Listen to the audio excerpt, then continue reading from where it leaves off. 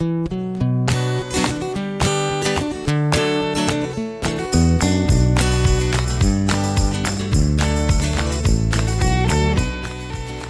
the Underpowered Hour. On this week's show, the team is back from South Africa, and we talk about all their misadventures in the local Land Rover community. And now, without further delay, here's the show.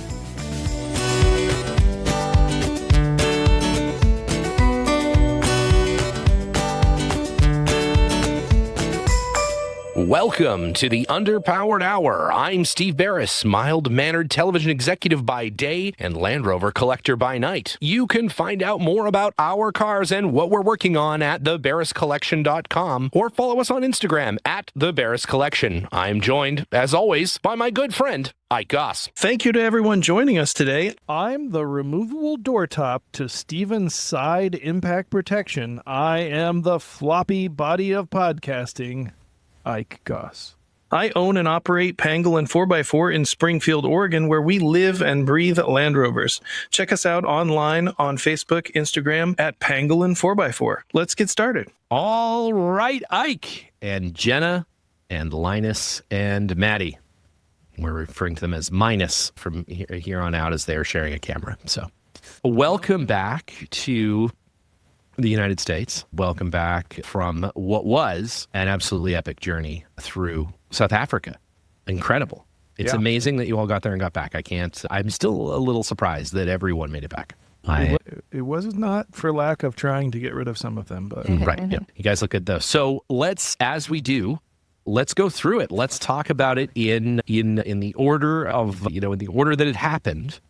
What was, first of all, what was the impetus for deciding that a trip to South Africa with you four was the thing to do this year?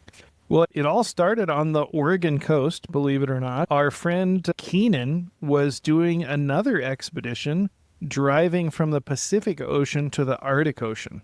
Oh, so he cool. started in California and up through Canada, et cetera, I think all the way up to Prudhoe Bay with his Defender, his new Defender. In the process of doing that, he was like, I really want to stop by and chat with you guys. And we were like, we're out at the coast. And he was like, I'm out at the coast. So we met literally on the beach in Florence, Oregon, or a little south of there. And, he mentioned that he has been doing these two oceans trips. And those started with his dad. So he and his dad did these Land Rover trips, and they had intended to do several more expeditions that they called Two Oceans Overland, so where they would drive from one ocean to another. So that was really the first time that we talked about it, and Maddi were also there. So we were in our Dormobile, and Keenan and his friend Caesar were in their new Defenders. And so we chatted with them, we drove around, and they stayed and camped there on the beach.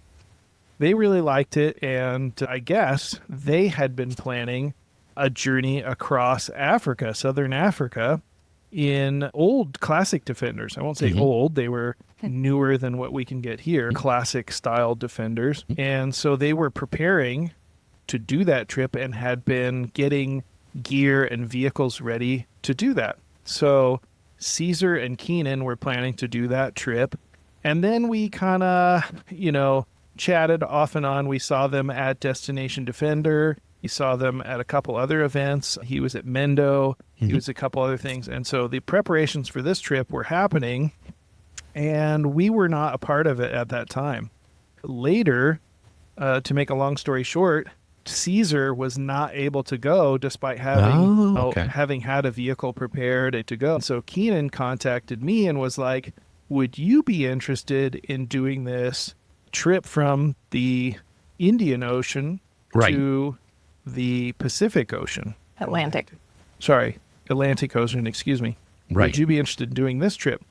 And I said, that sounds really good. I'd be interested in hearing more about that. Africa is a place I've always wanted to visit. We haven't gone. And so it kind of snowballed, and then before long, we were on a plane. So there you go. That's the short story of the impetus for the trip. But a lot of the preparations for the route and what they wanted to achieve, that had kind of set out before we joined the expedition. And that was okay because it was all new to us. And I think the thing that we really added into the trip was we wanted to stop and meet a lot of the Land Rover people that live in that area. That's one thing I was like, it would be really great if, while we were doing this trip, in addition to seeing all the wonderful things that South Africa has to offer, we could also meet some of these great people that I've heard about. So that's kind of how it started, and we flew to Johannesburg. Interesting. And so this was planned for, how long did they spend, getting this all set up? Are these vehicles that, were rented from an overland rental facility there in South Africa, John's house of vintage Defenders? Or, where did you guys buy them on one coast and sell them on the other? What's the setup there? So Keenan's dad started a Land Rover workshop there in Johannesburg, and it's called Overland Works. Yes. And so he had not only access to a workshop to do a lot of the vehicle preparations, but he also had an interest in acquiring a couple of these classic Defenders, 2010-ish vintage, some were a little older, some were a little newer, but roundabout there was the average age. And they were, I think, one TD5 and a couple of Puma cars, 110 5 doors, 2 of them, and a 110 3-door soft top. Oh, okay, cool. So those were the vehicles that we took along, and Keenan had done an excellent job, laying the groundwork for the trip, by booking a lot of these campsites we would be staying in. It's very important when traveling in Africa to have that stuff booked in advance, and then also preparing the vehicles. Front Runner is in South Africa, and of course, yeah. A lot of the vehicles were prepared with Front Runner gear, Warren winches, Michelin XCLs, sort of nice equipment to do a trip like that in. And how much of that gear, and I guess we'll get to it along the way, but how much of that gear did you guys end up actually using? Were you winching a lot? We did use the winch, I think, once to pull a Toyota that was stuck in the sand out. Them with a tow rope, but we did use the recovery equipment. We got one of the Defenders stuck a couple of times, and then we rescued a Toyota. And as far as the camping equipment, we used all of it. We used all the tables and chairs and tents and all the gear we pretty much used. Now the one thing we had trouble with was the Front Runner rooftop boxes. Oh, okay. Those things, like those little ammo box kind of looking things. They're like a composite plastic box. Yeah, they siphon water under the edges and into the box. So if you put anything inside, it's gonna definitely get wet. Definitely. So you should. Is that only a feature or what is it? Yeah. You should only keep live shellfish inside of these things. Inside the front box. Okay, good to know. But not in the heat. We had no. Right. We actually exploded some canned goods that were in one of those because they're black and it was hot summery weather, and so they exploded in the box on the roof. Yes. But otherwise, the Front Runner gear was pretty decent. Did the not watertight box contain the canned goods at least, or did it somehow make its way all over Linus's travel bag? No, it contained it. There were no raspberry incidents. No, none this time? Water can come in, but it can't come out. It can't can't get back out. So really you want to start by filling them with water, which will ensure that they are in fact liquid tight. If you got a rooftop aquarium, it's great. Yeah. Perfect. Okay. Perfect. Good. With some boiled fish in it. Has updated their website because of this issue to say that their rooftop waterproof boxes are not waterproof. See, instead of making them waterproof, they just updated the website. They knew that this was a problem beforehand, and they've already moved their marketing from waterproof compartment to just storage box. Just a storage box. And yet they sent you out there anyways. The thing that happened was we had to get the mount adjusted for one of the tables, the Front Runner table. So we quickly popped into Front Runner to have that done, and we left to go along our way. Yeah. Only to realize that they didn't put the awning back onto the car. So we had to, they probably added a good 4 hours of driving to go back to Front Runner That was one of the Traffic riskiest and- parts of the trip. We got stuck in traffic in Johannesburg, Yeah. and if you know anything about that, good opportunity to get carjacked. Oh, interesting. Yeah, there's signs all along the roads that say like high smash and grab area, and if you stop in traffic, Yeah. people will walk up to your Okay. cars and break in. Okay. We didn't really know that at the time very much. No, right. It was just more, yeah, no, that's fantastic. So how, I guess, so you embark from, you flew, obviously, and take a boat from, I imagine, somewhere, Portland, I assume? We started in Portland, then we went Yeah. to Seattle, then we went to Amsterdam. Oh, interesting. Linus insisted that we go there. Yeah. Yeah. I just had to And how was that? How was the town. flight? What airline did you guys fly? We On the way flew there? on- the first leg was Delta. The Oh, second nice. leg was Royal Dutch. Ah, Amazing. okay. Yeah, highly Wonderful. recommend Royal Dutch. That Yeah? was great. They were great. Better than Old Dutch. Yeah, it was really lovely. It's a potato chip flavor More in. on Old Dutch. Yeah. Okay. there Isn't are, Old yeah. Dutch the paint company?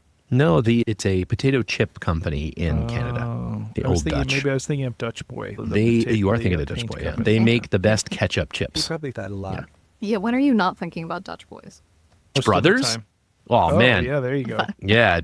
Oh. Well, I guess Dutch brothers would be Dutch boys. I mean, that does make At some sense. point, yeah, they were. At some point they were Dutch boys. Man, there is now a Dutch Brothers across the street from Full Sail in Florida, and I was a twice a day visitor for the 4 days I was there, and it was friggin' fantastic. Have you? Does that mean you're increased back on your coffee? Life insurance policy? No, I was actually having iced tea with the pomegranate juice and the strawberry boba poppers. very That is nice. that's my go-to at the Dutch Brothers. Popper. Yeah. That's an excellent order. It's Those it's would just cause me and 600 Japanese teenagers that are into that, but I like it a lot. It's real good. Yeah. Very refreshing. It is very refreshing. It's very refreshing, and they kind of explode in your mouth, and yeah, it's great. Huh. Yeah, I recommend it. Get to your local Dutch Brothers. We got to get those guys to sponsor the podcast. Now. Hybrid of Nando's and Dutch Brothers. It can be done, I think. Nando's- Nando Brothers. Oh my God. Oh, fantastic. Isn't that That's just my you? favorite Super Nintendo game. Yeah. Okay, so you're on the plane. You get. How long does it take to get there? 100 hours. It was like 22 hours, including the Oh my God. layovers and stuff. Yeah. But we didn't really have long layovers on the way there. At least they were pretty short, right? How did you occupy yourself for 22 hours? What do you guys do on the plane? Jenna decided to immediately lose her phone, Ah, and then right. And then chased it on the Find My app for 22 hours. Yeah. I see.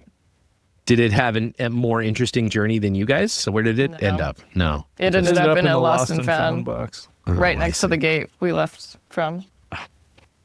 So Jenna obviously took my phone, so I just sat there and looked at the seat in front of me. Yeah. Well, that's what kind of television in-flight entertainment does the Royal Dutch Airlines have? Is it all in Dutch?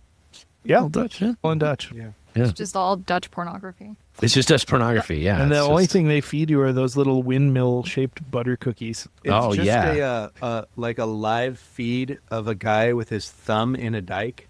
Yes. I don't really Yeah. understand. You're just waiting. When something's going to happen, you want to be there when it happens, and just fields of tulips and things, and Wind going around, yeah. yeah, that's great. Do you have any bring you like smoke? They still smoke on those planes, right? Oh, absolutely. You're still allowed to smoke, yeah. Only marijuana, though. Oh, okay. Well, yeah, that makes sense. Yeah, makes sense. They give you a joint when you board. yeah. Just It's to like kinda a hot towel in the joint. And some Gouda. yeah, a little bit of Gouda and one of those Stroop waffles. Yeah, it's great. Yeah, it's great. That's great. Well, okay, so you finally 22 hours later finally arrive in South Africa. So what's the the mission? What's happening there in South Africa? So our host Keenan, incredibly well prepared. He set us up to recover at his brother's lake house, which is just outside of Johannesburg. Really nice area. And Okay. so we basically got there, went to bed in hopes of kind of getting over the jet lag, woke up, nice lakefront property, lizards and herons and exotic wildlife that we never see everywhere. In the bed with you. In the subdivision, there was like all these little impalas, like it was crazy. He had the vehicles all kind of staged there, and he was like, let's go around and visit some of these Land Rover shops in Johannesburg the very next day. So we kind of got used to the crazy fucking way that they drive there in South Africa. We had done a lot of driving in Australia. We were kind of used to driving right-hand drive vehicles on the left-hand side of the road. So they have laws there, though. they have laws in Australia, and they enforce them. But in South Africa, they have like suggestions, sort of, but Maybe. no one follows them. Yeah. Well, and like also, so they call all the traffic lights, they call them robots in South Africa. Like everybody does. They're robots. They're robots. They're called robots. Okay. Yeah. And anywho, we were trying to quantify it. We were counting. We have mixed opinions, but I Between would a say third like and a half. 30 to 40% of the traffic lights actually function. Oh, and interesting. by function, I mean have any illumination. So like ones that don't function, they're not like blinking red or blinking yellow. They are just off. They're just dormant. There's just nothing there. Nothing. Oh, interesting. Well, there's the structure is there. yeah, but it's not functioning. There's Broken for 10 years or more. And so, but you get to one of these and you're like not sure what to do. Like, do you stop? Are people stopping? Sometimes. Right. Sometimes Is it a not. stop sign situation that you know? Unclear. Some It's of them unclear. people Okay. stop at. Others absolutely don't even They hint don't at want to get stopping. carjacked, so they just Yeah. And so it's very unclear which one, like, how, when you approach one, how people are treating it. And is that like just everybody knows that you're supposed to stop at this one versus the other one? Yes. Who knows? Never figured it out. You just sort of like always keep rolling. And then, you're just constant negotiation through all of these crazy intersections. And sometimes like the roads are 7 lanes across. Like they're humongous. That's and a you've big got road, like yeah. 7 lanes of traffic going from each direction and everybody's just going and you're just dodging and weaving. There's It's definitely insane. an ecosystem. There's a balance. There's very little honking.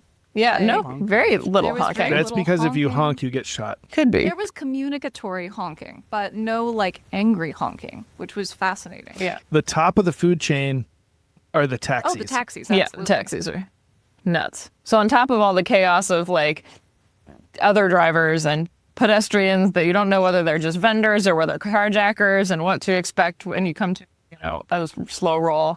Then you have taxis just zooming around in every possible direction, just surfing through traffic, around traffic. They'll be driving just down the raised median on the center of the car, and then they'll be jamming down through the dirt on the left side of the road, and then popping back into the traffic, and then randomly just deciding to stop and like slow roll to solicit customers, and then like hauling ass again. It's crazy. They drive right up the middle of the oncoming lane. They just go there. And if a car comes, they move over a little, and then they just drive in the wrong direction on the other side of the road. That's just where they go. Don't care. They will also congregate in large numbers under overpasses and like set up a picnic in the lanes of traffic. Like they'll just like block off 3 or 4 lanes to the left-hand side of the road under an overpass, and they'll just like set up a barbecue. It's amazing. Amazing. Yeah. Huh. Yeah, the amount of respect I have for those taxi drivers, Right. they're just amazing.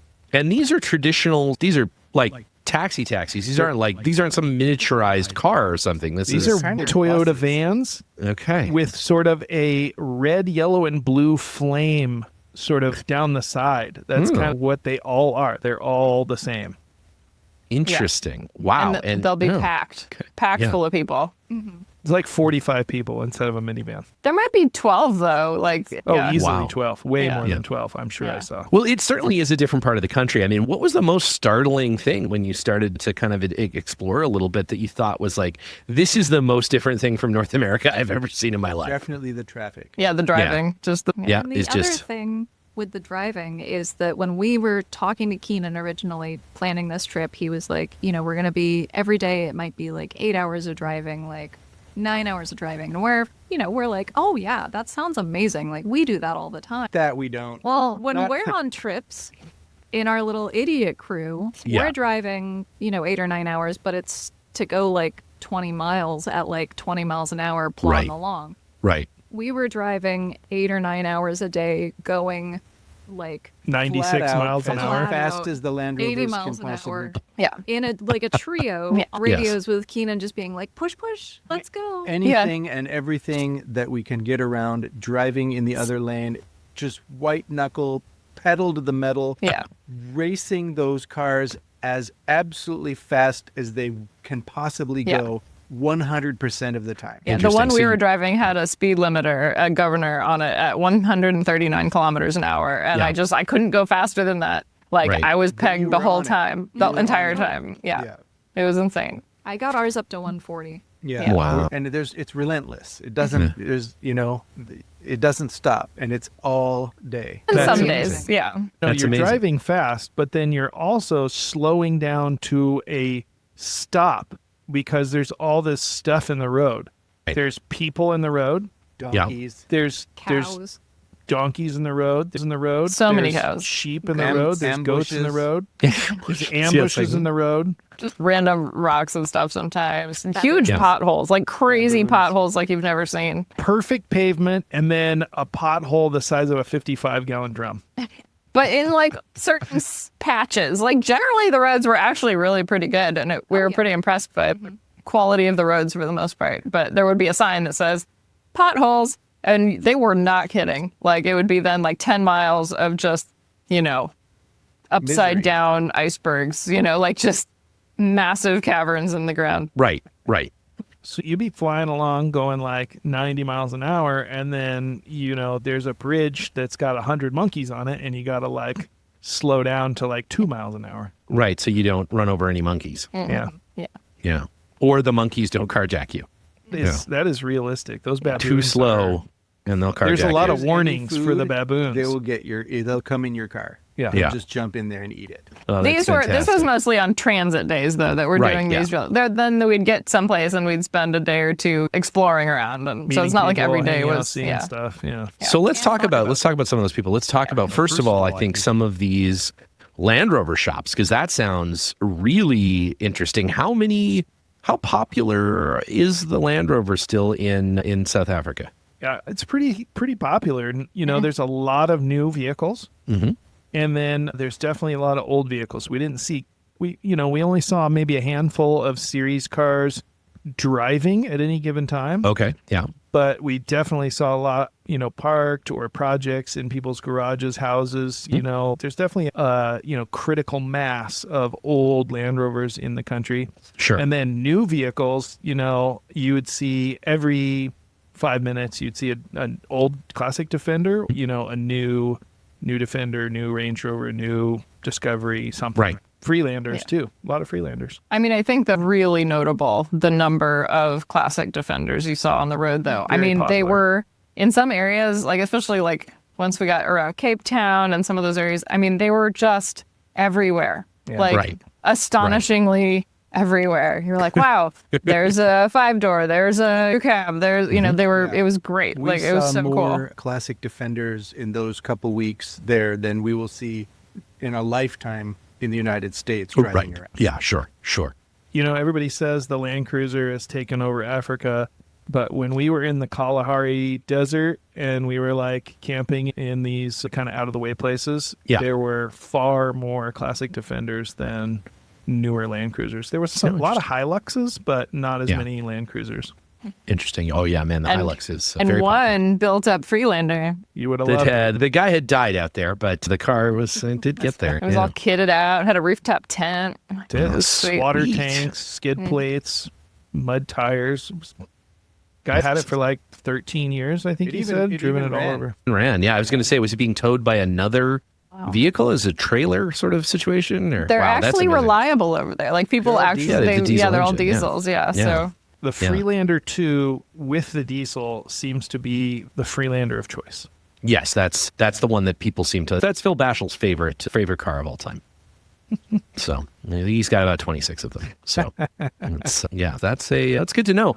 While you guys were away, I spent no less than 2 episodes talking almost exclusively about Freelanders with both Nick Dimbleby and Joe from Lost Cause Nice. Ranch. I'm glad I missed So that. it was great. It was the lowest rated shows of all time. So it's unfortunately. How many unsubscribed during? Yeah, those most two of them. months? Most of them. Yeah, most of them. It really goes to show you, people are just here.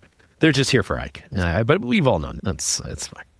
It's really Linus. They're here for Linus stories. That's why. Trying That's to why think they're of here. some good ones. Yeah. So let's talk. So some of these shops. So there's quite a few Land Rover shops then It sounds like there would need to be because there's quite a few Land Rovers. So There are, and the ones we visited kind of ran the gamut. Small kind of backyard shop, kind of big commercial facilities with dozens and dozens of projects, and in one case, like 100 of vehicles outside waiting holy for smokes. repair. So we started around Johannesburg, and we saw some of the older Land Rover shops that have been established for a long time. Kind of anything ones, they'll work on new ones. We went to Limer for Landies. That's run by a fellow named Andre. He was very nice, showed us around his spot. It's got a workshop there, got a number of different ones, everything from Ford controls, Series 1 pickups to a lot of classic Defenders. This one pickup is for sale, by the way. Yeah, it's on, I think, Gumtree in South Africa. It's got a neat homemade bed on it. Big project, but worthy. Well, there you go. If you're in the market in South Africa Check it or out. want to ship something over, maybe full of monkeys, but Them's worth fighting it. words if you talk to Keenan. He's trying to preserve all of the stock, the Land Rover stock in South Africa. And not, I see. yeah. Keenan's very averse to having South African Land Rovers leave South Africa. I see. Yeah, that makes sense. But yeah, it's very tempting to buy them because they're less expensive than they are here. sure. Now, all right-hand drive, obviously, and for the most part, so not maybe as desirable for North Americans, but yeah, it's super cool. And they got them right to the last day of the classics, right? They're They did. Yeah, they never- 2016? 16, yeah, Yeah. nice.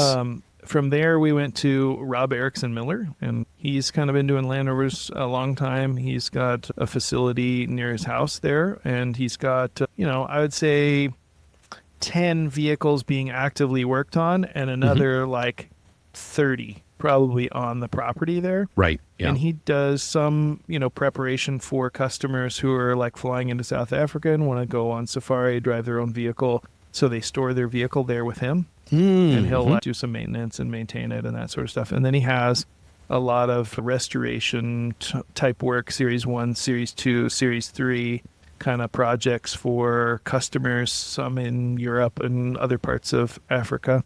So he was really nice, showed us around. He is a diehard, dyed-in-the-wool Land Rover enthusiast. He had not one, not two, but 3 Land Rover tattoos and a Land Rover brand. He had actually Great at this test. made a branded Land Rover right on himself. Oh my God! Did you So also he's- get the Land Rover brands No, voluntarily or I- otherwise? I Not on didn't. his chest. Yeah. Wow.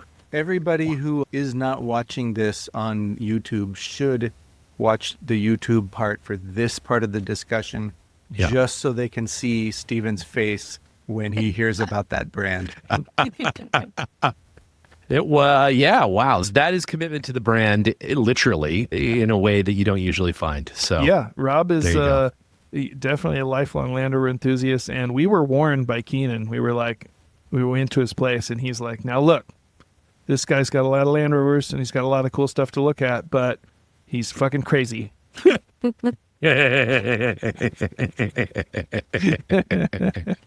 And he's got a lot of Land Rover stuff. There's several buildings full of parts and things waiting restoration. And there was also, he has like a trim shop, and this guy named Dixon, sits in the trim shop all day. He was very nice, and he showed us some of the seat covers and tops and various things that he was working on. nice. So he's got his own sort of workshop That guy's there. the only guy there who has his own workshop. Yeah, Yeah. it was really nice. It was like a really lovely daylighting in this really Little cute fan. little cabin-y building. And yeah, just in there sewing all day, like doing seats and wheel covers and Kind of just all sorts of sunk stuff. into a big pile of Yeah, fabrics a nest. down on his little table with his. Just a little Land Rover fabrics nest. Just imagine a funnel comprised all of piles of upholstery, and he's down at the Right. bottom, taking each piece as it slides down Right. and sewing it up, and it Making goes a out seat the door. cover. And he was Yeah, doing amazing interesting. work. Yeah, It it's was really not nice. at all Wonderful quality. He It was does all not the at all steering wheel obvious. covers. And where roof. he was. He's like, let's go to the trim shop, and we like shimmied behind like 7 different project vehicles, and there just was like a door at the very end of the last one, and you just like duck in this little workshop, and he's like, here I am. Here I am. Yeah.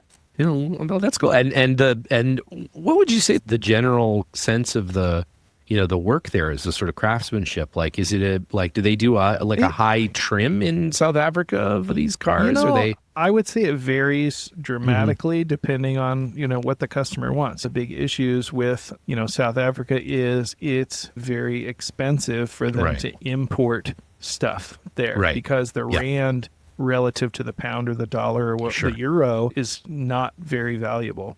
So certainly one of the challenges they have is, getting good quality spare parts that they can afford. But the corollary there is, labor is very inexpensive. So you can hire, skilled workmen, to do, pretty complex tasks, replacing turbochargers on Discovery 5s, at a pretty low rate. So I see. Okay. It's kind of a mix. So it's one of those places where maybe they keep things going longer because it's cheaper to keep them repaired than to try to bring in a new one or bring in new parts. Or if you need to maintain your car and stuff's pretty readily available in country, you can have fabulous maintenance on your car at a very low cost. That's why we saw also so many classic Defenders. Right. For one of the reasons, people said, it was too expensive for them to really refurbish a series truck or maintain a series truck, but the Defender parts are super available there. And so it's a lot more affordable and sustainable to, drive a classic Defender. It's fantastic. And would you say, from a motor standpoint, are these mostly 300 TDIs, TD5s, TDCI cars? Most of the cars that we saw were TD5s, Puma vehicles, but the Puma. There's quite a few 300 TDI cars, but I would say most of the ones that we saw were, TD5 and Puma cars. I can't even remember seeing any gas-powered ones. Oh, maybe yeah, just right. a handful. Dave, that had that workshop that worked on the game viewer vehicles, he had that V8 monster truck thing he was really excited about. But there weren't as many V8s, certainly, as there were diesel vehicles. Sure. Yeah. And is gasoline that much more expensive, in the UK, or is it about the same? It's not drastically more expensive. It's just that it doesn't get as good a fuel economy. So you're paying twice. Yeah, nobody wants that. Yeah. So what's up next then? What are your sort of stops along this trip? Obviously you're driving at high speed, Formula One speed for days on end, but in between those days, are you visiting, famous South African monuments? What's the game plan along the run? I think that we kind of were along for the ride, and maybe we didn't do as much preparation as you might normally if you're visiting this place, but Keenan was very interested in giving us the fullest possible extent of what South Africa had to offer. Right. And, I think in a lot of ways that means wildlife and scenery. Okay. So, in addition to meeting all these Land Rover people, visiting these Land Rover shops, I think that the main focus was seeing the incredible wildlife they have there and then visiting these doing these tremendous drives. So along the southern coast and along the west coast and seeing all that really cool stuff that they've got. And you said something earlier about, the sort of hazards, if you will, of traveling through South Africa. What are some of those travel hazards that you all ran into? Number one, the gas station sausage roll. That's the number one hazard. Just don't do it. Don't do it. I wouldn't have. I wouldn't. Yeah. Okay. Well, that's good to know. Yeah. And I'm going to leave it at that as far as the description. Right. But definitely that's the number one hazard. Seems readily avoidable, but you would think, and then yet no, Yeah. So one literally snuck up on me, and I have never regretted eating something as much as I have regretted eating that. You consented to it. Yeah. How is the food, generally speaking, in South Africa? I actually couldn't tell you what South African food was like. It's very meat-centric. And Perry-centric. Quality is very good. You can buy a very good steak dinner there at a nice restaurant, and you'll pay less than the cost of the raw piece of meat in the store here dinner. And a cocktail at a bar is $4. I was going to say it was $2.50 or $3. Or $4. Yeah. Wow. versus Steak dinner 13. is $12. Wow. And the meat really Meat great. boat, the sides are The good. seafood was really I would say the highlight was the seafood. You know, Yeah. obviously they have a lot of coast there, and the prawns and that stuff that we had was super, super good. couple of other very specific South African things that we didn't expect and that we ate a lot of are cheese toasties. So basically Oh, yeah. grilled cheeses with tomatoes and sometimes with onions if real good. And then they're like everywhere and super common. And then rusks, which are kind of like it's Graham sort of cracker. biscotti-ish, but it's not as hard as a biscotti, and it's a Okay. bigger chunk. It's like a dry, crunchy, but yummy, and you're supposed to dip it.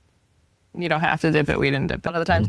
It's like, I don't know, sweet, not like crazy sweet, but a breakfast nibble, Okay. and all different kinds of flavors. That Very ate popular. them so much. They were great for camping too, because they were really shelf stable. And Wrong didn't- kind of bag, though. Yeah, the bag they put always every single brand came in the worst plastic that wasn't resealable, and that as soon as you even like tear a micro tear, it decides to like rip all the way open. And it's just a nightmare of Have you ever had so one of those crumbs, so many nature- crumbs. filled with crumbs. Yeah. Have you ever had one of those Nature Valley granola bars that's Oh, like yeah. 97% crumbs? I mean, it's a bar made of crumbs, really, Yeah, and a big bag of that. okay. Yeah, like big bag of that.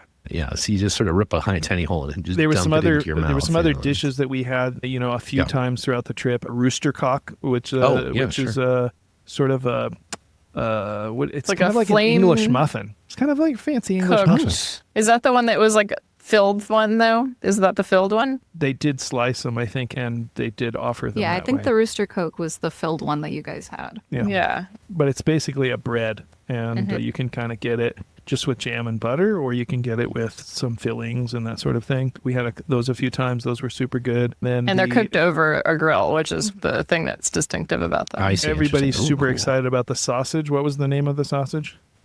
Yeah, burvers. And so we had that several times at various, and they called their barbecue a braai. Interesting. So they're like, "You want to come braai?"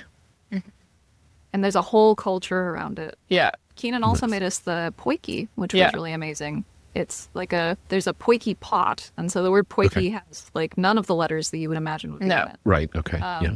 And it's a cast iron pot with 3 long legs on it. So Okay. it kind of stands above the coals. Right. And, Linus and Jenna were thinking of like all the different possible things they could cook in that. And Oh yeah, look at that. It's like a little. It's very yeah, cute. Interesting. And look at- oh my God. Also, it has Yeah. little lines cast into the outside, Uh-huh. and that corresponds supposedly to the number of people it will feed if filled to that level. Interesting. And what is it that they make in that? Like, what's the traditional It's like dish made beef in that stew. thing? Stews. Oh, beef stew.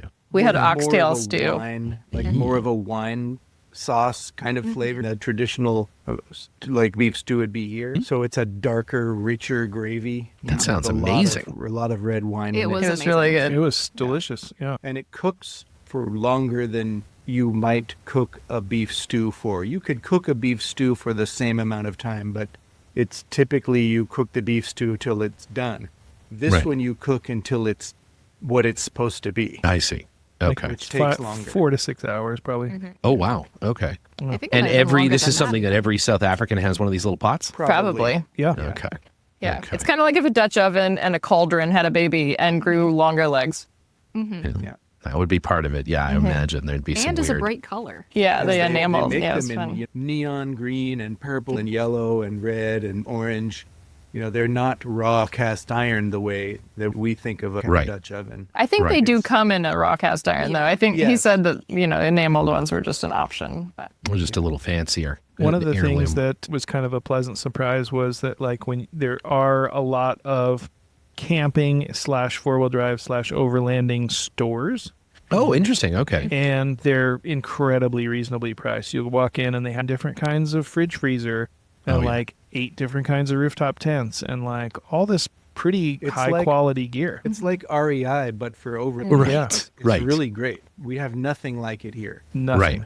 Water filters, like you name it, they've got it. Traction mats and Winches. all kinds of gear, and it's really convenient. Every color of Max Track. Oh, I'm sure Oh, yeah. jerry cans, whatever you Rainbow. need, they've got it. Rainbow, Shovels. Max Track. Oh, I'd love a Rainbow Max track. That'd be amazing. Portable toilets, which we needed many times on the trip. Yeah, because again, I mean, back that's to the what the trucks sausage were, roll. yeah. Yeah. So what else? What other hazards did you guys face while you were there? Save the sausage roll. Yeah. Animals. Yeah, one of the interesting things that is both animal and sausage roll related is that when you're in one of these game parks, like, Yes. you know, you aren't allowed to get out of the car. Like, Okay, yeah. you're only allowed out of the car in very designated, like, picnic Right. areas or bathroom kind of areas Right. that specifically have a lot of signage, like, at your own risk, get out of your car at All your right, own yeah. risk. So you don't become a sausage roll. Because it is not like the campgrounds are fenced, but a lot of Sure. these other places aren't necessarily. I see. And there's still, you know, there are lions and all of the things all around. Yeah. You're exploring the American Southwest. You know, Okay. you can get out of your car, you can camp wherever you Yeah, want. wherever you you want, can yeah. drive. You see a road, you go down it. You see a spot you like, you stay. Yeah. Here, you can't be that. You Well, know, and Right. to be fair, we were doing a lot of our exploring within their amazing national. They're huge and are like externally fenced, but then once you're within it, the only kind of safe places are those like the respite camps, the rest Right. camps. Amazing. I Yeah. mean, their national park system blows ours completely out of the water. We're getting rid of that, actually. That's one of the It's things. We're true, doing away yeah. with national parks. Yeah. Yeah. We're going to get rid of those. Theirs is So good. It was constantly surprising how amazing it was, and how inexpensive and how user friendly it was. And so it must be a huge South African like pastime, right? Obviously, with all these stores, with all these like it seems as though that is what the South Africans do as a leisure activity. Obviously, more so than we do here. You know, as poorly as they do like driving in traffic, Yes. you know, the opposite end of the spectrum is their park system, which they do incredibly well. They really have wonderful infrastructure, and the amount of wildlife you can see in a very short period of time is just mind-blowing. There's just like, Right. you know, you'll take an hour drive and you might see 300 animals or 75 different species, you know, birds and Wow. mammals and deers and, Yeah. you know, giraffes and hippopotamuses and elephants And they're all on the lions. road. And They they're all don't on the run road. away. Yeah. You They're can not like spend 300 yards away. They're like 30 feet away. Yeah. Right. Oh, wow. Yeah. Crossing the could road in spend front of your- you. Yeah. Sure. Of you course. could spend your whole life driving around the United States, and maybe you may never see one bear or Right. one moose. Yeah, for sure. Potentially. Absolutely. Yeah. You go there, you're going to see it all. You might Right. not see every species of animal, but you're going to see hundreds and hundreds of crazy things. And Right. They're not going to run away from you. Right. It's really Unless you different. spend one evening in the Castro district. Easy to find bears. Yeah. No problem at Yeah. all. Yeah, But that's really cool. I mean, yeah, I mean, growing up in Canada, obviously we had, you know, just like you guys, right? The you know, there's wildlife around, but you know, yeah, you don't really may never see one. see it a lot, right? And I mean, it stays clear of people, and so it is really true. Like if you were to get out of your car, there's a chance you're going to get eaten by a lion. Oh, absolutely. Can do. Does that happen Especially if frequently? there's a Are there, lion right you there. know, are there lion eatings on a regular basis? We actually heard about several. Apparently, I don't know how true this is because this is just a rumor, but apparently people cross into South Africa from Mozambique, Okay. and they cross into the Kruger Park. Ah. And so when they do that, they're like out in this wilderness with all these wild animals, and apparently some of those animals have become accustomed to eating some of those migrants. I see. They've developed a habit of searching there for food where those people come across. Oh boy. Oh boy. Well, and- Makes the Rio Grande look a lot more friendly. You know, there's no, at least there's no lions. Which park was it in where there had just been recently the man trampled by the elephant? Oh, So- I thought that was in Kruger, but I think- maybe it was in the Addo Elephant Park. It was one of the parks, but Keenan was telling us we were, you know, watching an elephant next to us on the road. right. You know, he's over the radio telling us about this recent stamping. Yeah. So. Like his And- kid or something was running off or something, and he went to go like get his kid, and the elephant stamped him. Not something you think you're going to have to worry about, you know, an elephant I stamping. mean, that's around like, an elephant, you would. Well, yeah, no, that's true. Yeah, if you are, yeah, that's a good point. That's a good point. Like even It the would be weird for that to happen in Denver, but Even the smallest not elephant underneath the is feet of an elephant. huge. That's would right, not yeah, be weird, yeah, that's which right, is yeah. why it's noteworthy that happened. Should have maybe thought of that. That I mean, seems, at least yeah, it like didn't happen unavoidable. to his kid, I suppose. Yeah, that's true. The That's other true. thing, which is a dangerous animal that, is the snakes and spice sort of aspect. Right. There are very prominently posted flyers with photographs of Okay. all the dangerous snakes, dangerous scorpions, dangerous spiders Yes. posted in basically like the bathrooms of truck stops to like the national parks to the hotels and places that you might stay. Look out for these animals. And we definitely saw some of those animals, most notably in one of our campsites. It was crawling with a very dangerous variety of scorpion. I did see your Instagram photos of some of those scorpions, which is very exciting. Yeah. Very, very. What size are the scorpions there? Is it like hockey puck size, smaller than that? What are the... Most They of were them big that we ones. saw are like medium size, 4 inches, and then they have their tail curled. If pulled them straight, maybe 8 inches long. Yeah, But that's big for an arachnid. And, that's huge. And That's then the size of your hand open. the Like, that's- largest one that we saw was like probably 12 to 14 inches if you were to Jesus stretch it out. Quite large. Yeah. Yeah. And that one was on Linus's face while he was sleeping. These aren't just in the bush in the campground. They're Right. in your campground. Right, Yeah. right. Trucking Running around. around your table and your tent, Trying to get under your tent while you're setting your tent up. They're Yeah, of right course. there. Yeah, that's a great spot. Yeah, right. It makes total sense. along Yeah. with all those giant millipedes that Oh, those- yeah. those things were big. But those are fine. They Yeah, don't they bother don't you. hurt They're you. Those just- aren't dangerous. But if you step on one, oh man, it's gross. crunch. Oh, no. And then there's a bunch of cute little mammals that eat those things. So interesting, your okay. your meerkats, your ground squirrels, Right, your of course, yeah. mongooses, Yeah. all those things are super adorable, and they feed on all the scorpions and spiders and snakes. What about a honey badger? You get any honey badgers? We saw Yes. one. We saw one. We saw Did it, one. in fact, not give a damn? It did not. We heard another one. In the middle of the night, we heard the man in the neighboring campsite exclaim, "Get out of my tent!" And we thought he was like talking to his wife or having an argument or something, but a honey Right, badger right. had gotten into his tent. Did the honey badger oblige? Or I'm told the honey badgers just don't give a shit.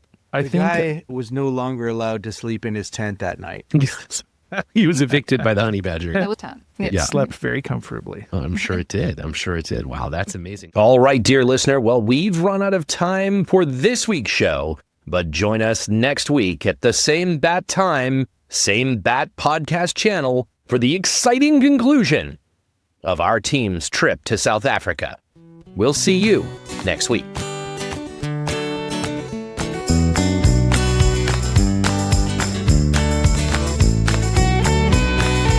The Underpowered Hour is produced by Liza Beres, Ike Goss, and me, Steve Beres. Pavel Svardov composed and performed our theme music. Consider supporting the show on Patreon, and if you already do, thank you. Your support makes the show possible. For even more, check out our Instagram or Facebook.